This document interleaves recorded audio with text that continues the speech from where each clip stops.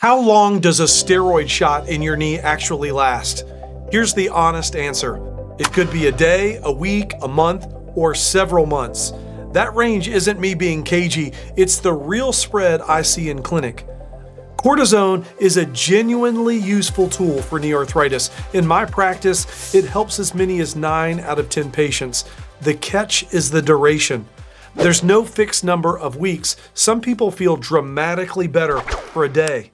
Some feel it for a week, some ride a month or maybe several months feeling pretty good from one shot. That's the real spread. So what makes it vary? Well, there are a few things. One, how much arthritis you have. The more severe your arthritis is, the harder the shot has to work and the shorter it tends to hold. Number two, how much inflammation is driving the pain right now. When the arthritis flare is loud, cortisone quiets it quite hard and the relief can feel dramatic. How active are you on the joint? A quiet week might give the cortisone shot a chance to settle in a little better. A hard week that follows could burn through the effects of the steroid faster.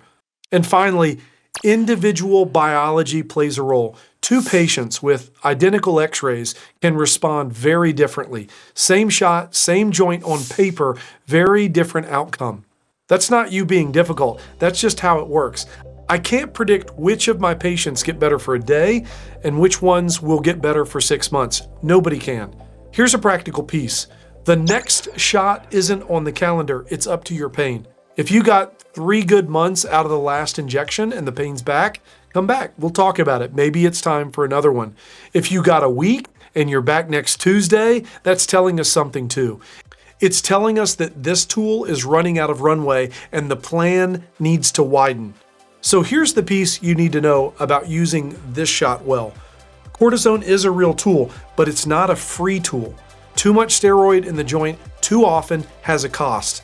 A randomized trial found that intra-articular triamcinolone, certain type of cortisone or steroid, given every 12 weeks for 2 years, produced greater cartilage volume loss than just saline placebo injections, with maybe no better pain relief. That was published in 2017 in JAMA.